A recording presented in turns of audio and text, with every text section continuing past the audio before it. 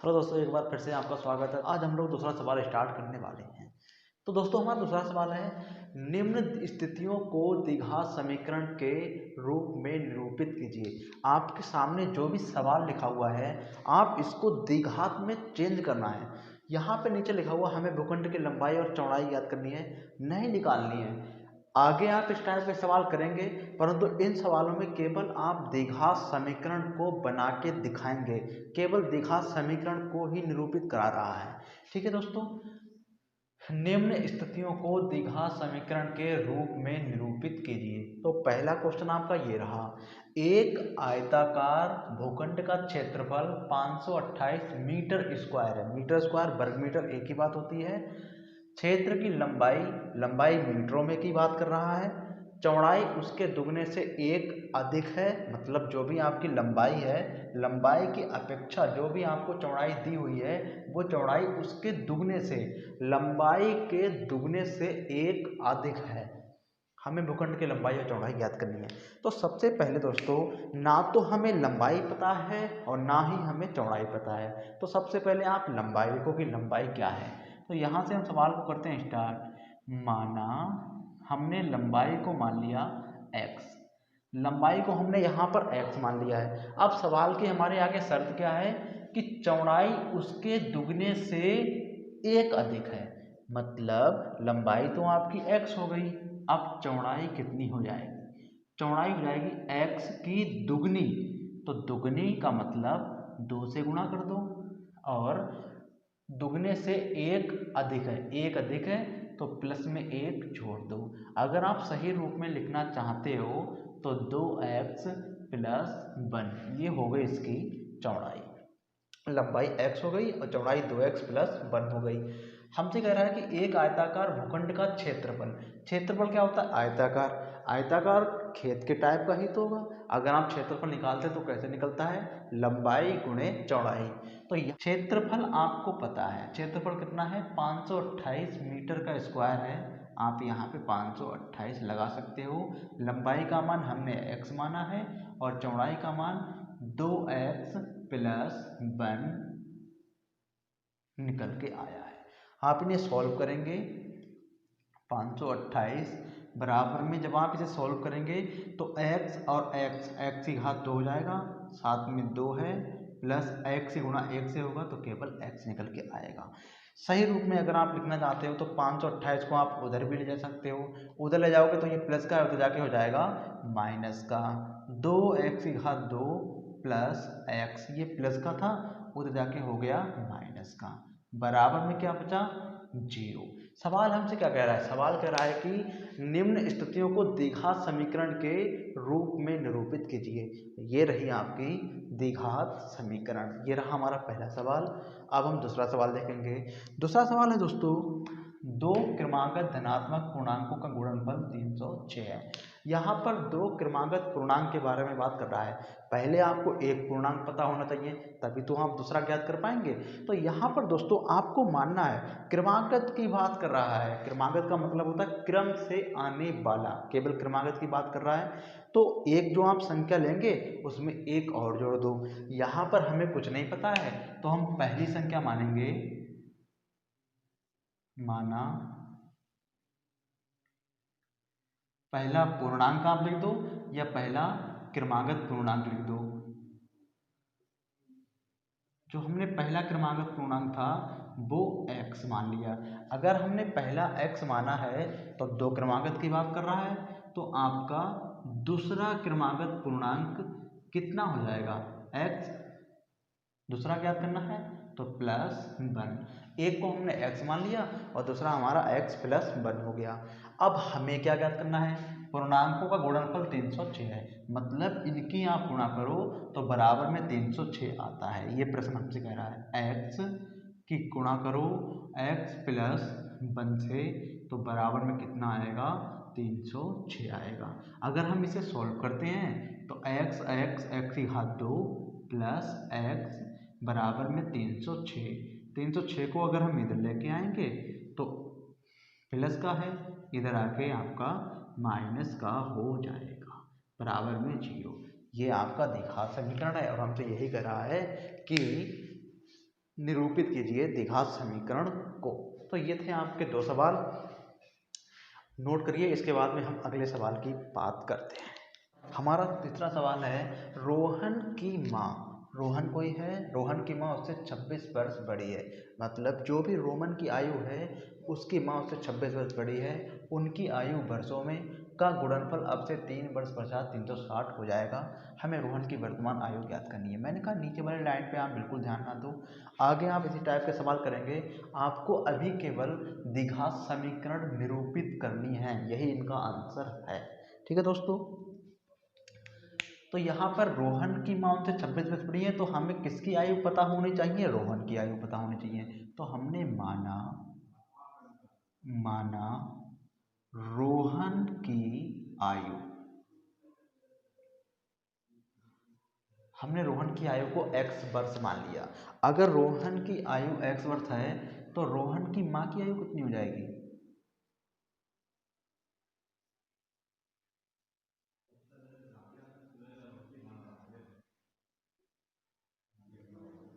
माँ की आयु हो जाएगी x प्लस 26, क्योंकि रोहन की जो माँ है वो रोहन से 26 वर्ष बड़ी है। आगे हमसे कह रहा है कि 3 वर्ष पश्चात 360 हो जाएगा, मतलब उनकी आयु का गुणनफल अब से 3 वर्ष पश्चात 360 हो जाएगा। तो 3 वर्ष पश्चात बात हो रही है, तो 3 वर्ष पश्चात आप यहाँ पे लिखेंगे 3 वर्ष पश्चात रोहन की आयु।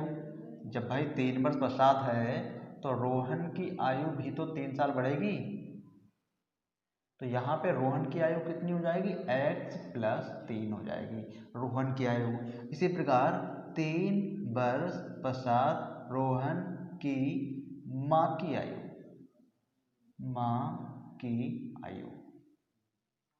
अब इसमें रोहन की माँ की आयु कितनी है?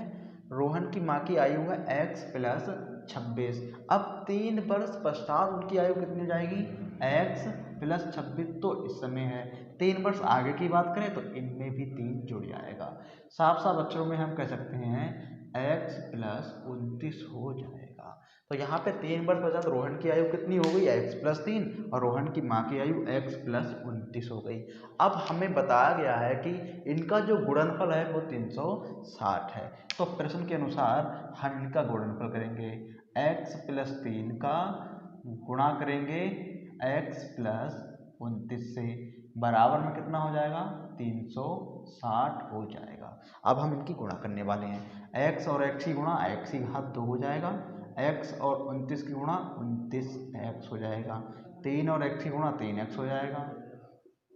3 और 29 की गुणा करेंगे, 3 नेम 27 के साथ यहाँ से लगे 2, 3 दूनी 6 और 7 8, 87 हो जाएगा, बराबर में 360 हो जाएगा। ठीक है दोस्तों, आगे सॉल्व करते हैं। x की घात 2, 29x और 3x प्लस के हैं तो 29 और 3 आपके 32x हो जाएंगे। प्लस के 87 हैं, उधर 360 प्लस के हैं, इधर ला के आओगे तो ये माइनस में हो जाएंगे और बराबर में बचेगा आपको 0। x की घात 2 प्लस 32x, माइनस के ज़्यादा हैं प्लस के कम हैं तो संख्या माइनस की बचेगी। अब माइनस है तो संख्या घटेगी, 10 में से 7 जाएंगे तो आपके 3 बचेंगे और यहाँ पर आपके 5 रह गए हैं। यहाँ से आपने दाहिनी 15, 15 में से 8 जाएंगे तो आपके 7 हो जाएंगे, यहाँ पे आपके 2 बराबर में 0। यह निकल के आ गई आपकी द्विघात समीकरण। ठीक है दोस्तों, हमारा अगला सवाल है, हमारा चौथा सवाल है, एक रेलगाड़ी 480 किलोमीटर की दूरी समान चाल से तय करती है। कोई समान चाल से चल रही है, एक समान चाल से तय करती है। यदि इसकी चाल 8 किलोमीटर प्रति घंटा कम होती तो वह उसी दूरी को तय करने में 3 घंटे अधिक लेती। दूरी अगर हम 8 किलोमीटर प्रति घंटा कम करते हैं तो 3 घंटे ज़्यादा समय लेती है। हमें रेलगाड़ी की चाल ज्ञात करनी है। तो यहाँ पर दोस्तों आपको सूत्र पता होगा, चाल बराबर दूरी बटे में समय, यह आपका सूत्र होता है दोस्तों। तो यहाँ पे एक रेलगाड़ी 480 किलोमीटर की दूरी, हमें दूरी दी हुई है 480 किलोमीटर, तो हमें जो दिया हुआ है आप इसे नोट कर सकते हैं। दूरी दी हुई है कितनी दी हुई है? 480 किलोमीटर हमें दूरी दी हुई है। माना चाल, हमने चाल को मान लिया है बी, हमने चाल को बी मान लिया है। तो यहाँ पे दोस्तों मैंने आपको जो सूत्र बताया है, चाल बराबर दूरी बटे समय। अगर हम यहाँ से समय बराबर निकालते हैं तो समय बराबर हो जाएगा दूरी बटे में चाल। यहाँ पर जो दूरी आपकी है वो 480 किलोमीटर है, और जो आपकी चाल है वो हमने कितनी मान ली है? चाल को हमने बी मान लिया है। अगर हम यहाँ से समय निकालते हैं, अगर हम यहाँ से समय निकालते हैं तो समय बराबर होता है दूरी बटे में चाल। तो दूरी आपकी कितनी है? 480 किलोमीटर आपकी दूरी है, और चाल आपकी बी दी हुई है। ये तो हो गई आपकी पहली स्थिति। पहली स्थिति की बात कर रहा है ये। अब यहाँ से दोस्तों आपकी दूसरी स्थिति स्टार्ट होती है। दूसरी स्थिति क्या है? यदि इसकी चाल 8 किलोमीटर प्रति घंटा कम होती है। अब चाल को कम करना है दूसरी स्थिति में। तो दूसरी स्थिति में जो आपकी चाल हो जाती है वो कितनी हो जाती है? b-8। 8 किलोमीटर प्रति घंटा कम कर दिया है हमने। चाल तो b-8 हो गई। क्या दूरी भी कम होगी?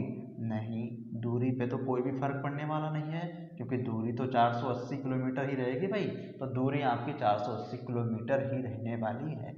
अगर हम बात करते हैं कि समय की, तो यहाँ पे जो समय पे जो फर्क पड़ रहा है वो क्या आ जाएगा? यहाँ का अगर आप समय निकालते हो तो समय बराबर क्या हो जाएगा? समय बराबर होता है दूरी बटे में चाल। तो दूरी तो आपकी 480 ही है। अब आपकी जो चाल है वो कितनी है? b-8। ये आपकी चाल हो गई। तो यहाँ पर दोस्तों अब अगर हम प्रश्न के अनुसार इस सवाल को सॉल्व करते हैं तो क्या होने वाला है? यहाँ पे ध्यान देंगे, यहाँ पे 3 घंटा ज़्यादा लगता है, यहाँ पे 3 घंटा कम लगता है। मतलब कितने घंटे की बात हो रही है? 3 घंटे की बात हो रही है। 3 घंटे ज़्यादा समय लगता है अगर इस हिसाब से आपकी ट्रेन चल रही है, तो आपकी रेलगाड़ी चल रही है। तो प्रश्न के अनुसार अगर आप इस सवाल को रखने वाले हैं तो 480 बटे में b-8 माइनस 480 और बटे में आपका b हो जाएगा। इसे आप सॉल्व करो, आपकी समीकरण निकल के आ जाएगी। सॉल्व करने का तरीका सिंपल है, इसकी गुणा इससे कर दो, इसकी गुणा इससे कर दो, और नीचे वालों की आपस में गुणा हो जाएगी, जिसे हम तिरछी गुणा करते हैं। तो b की गुणा हो जाएगी 480 से, तो यहाँ पे हो जाएंगे 480 b हो जाएंगे। इसकी गुणा अगर हम इससे करेंगे तो माइनस b की गुणा पहले 480 से करेंगे तो 480 b हो जाएगा। ठीक है दोस्तों, उसके बाद में माइनस और ये माइनस, माइनस और माइनस हो जाएगा आपका प्लस। 8 और 480 की आप गुणा करेंगे तो 0 और 8 8 64 के 4 हासिल लगे 6, 8 चौक 32, 32 और 6 38। ये हो गए आपके 3840 निकल के आ गए। इसी प्रकार नीचे वालों की भी गुणा हो जाएगी। नीचे वाले आपस में जब गुणा करेंगे तो b की गुणा होगी, b का स्क्वायर आ जाएगा, और माइनस के 8 और b की गुणा होगी तो माइनस के 8 b आ जाएगा। बराबर में आपके 3 चल रहे हैं। अब जो हमारी अगले की संख्या बचती है वो 3840 बटे में b का स्क्वायर माइनस 8b बच रहा है। बराबर में आपको 3 नज़र आ रहे हैं। अगर हम इस संख्या को उधर लेके जाएंगे तो भाग की संख्या है, उधर जाके गुणा करेगी। तो यहाँ पे हमें बचेंगे 3840 बराबर में 3 है, और ये भाग की संख्या है तो उधर जाके करेगी गुणा b का स्क्वायर माइनस के 8b। ये b का स्क्वायर हो गया आपका। ठीक है दोस्तों, यहाँ पर 3 से आप इस संख्या को काट सकते हो। 3 एकम 3, 3 दूनी 6, 2 रह गए आपके 24, 3 अट्ठे 24 और 0 का 0। इस 3 से आपकी संख्या कट जाएगी। क्या बचा है भाई? 1280 बराबर में b का स्क्वायर माइनस के 8b। अगर आप सही क्रम में लिखना चाहते हो तो इसे आप पहले लिख दो, या फिर 1280 को आप उधर भी ले जा सकते हो। b का स्क्वायर माइनस के 8b, 1280 प्लस के हैं, उधर जाके हो जाएंगे माइनस के। बराबर में कितना रह गया, 0। ये हो गई आपकी द्विघात समीकरण। वीडियो कैसा लगा कमेंट बॉक्स में ज़रूर बताएं। अगर वीडियो पसंद आए तो वीडियो को लाइक करें, कमेंट करें, शेयर करें और चैनल को सब्सक्राइब करें, क्योंकि इस टाइप के वीडियोस मैं आपके लिए लाता रहता हूँ। Thanks for watching.